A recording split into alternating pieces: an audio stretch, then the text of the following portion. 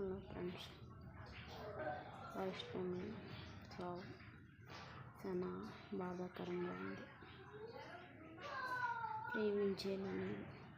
ప్రేమించి పెళ్లి చేసుకుంది. కానీ మరీ అంత అన్యాయంగా పొడిసి కత్తితో పొడిసి తల చెదలకు పగలగొట్టి అంత విధిగా చంపేశాడు. ఎంత దారుణమైన పరిస్థితి అది. తెలుసుకుంటేనే చాలా బాధాకరం అనిపిస్తుంది. చూడాలంటేనే చాలా బాధ అనిపిస్తుంది. కానీ మరీ అంత కిరాతంగా తన అత్త అవ్వచ్చు, తన బావగారులు అవ్వచ్చు, తన పెళ్లి చేసుకున్న తన భర్త, ఈ నలుగురు కలిపి ఎంత కిరాతంగా తనని చంపేశారు వైష్ణవిని.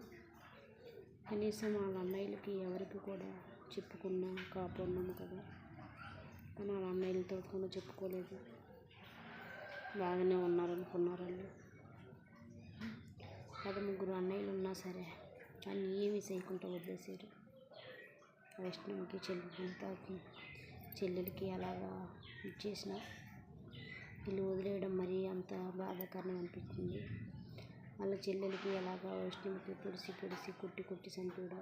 ఈ 13 అన్నయ్యలు కూడా అలాగే రోడ్డు మీద పెట్టి దాన్ని అతి దారుణంగా చంపేసి ఉంటే ఆడపిల్ల తల్లిదండ్రులు మనం అందరం కూడా ఆనందిద్దాం. ఇలాంటి మొగాన్ని చంపినందుకు ఎంతో గొప్పగా గర్వపడదాం కదా మనం. కానీ అటువంటి వదిలేయకూడదు. చట్టం దృష్టిలోకి తీసుకున్నారన్నారు. చట్టం దృష్టిలోకి తీసుకుంటే 3 నెలల తర్వాత బెయిల్ మీద వస్తాడు. ఇష్టపడదు, మళ్ళీ తిరుగుతాడు. ఈరోజు ఇష్టమైంది, ఈరోజు ఇంకొక అమ్మాయి అవుతుంది, ఇంకో రోజు ఇలాగ ఎంతమందిని ఇలాగా ప్రేమ పేరుతో మోసం చేసి పెళ్లి చేసుకొని చంపేస్తారు. ఒక్కసారి ఆలోచించండి. వైష్ణవి అత్త ఒక ఆడదే కదా, మరీ అంత కిరాతంగా ఇచ్చేస్తుందా? అవి నేను చేయాలంటారు. ఇంట్లో పెట్టి కిరోసిన్ పోసి తగలెట్టేలా, లేకపోతే ఎలాగ చంపేయాలని ఏం చేయాలి?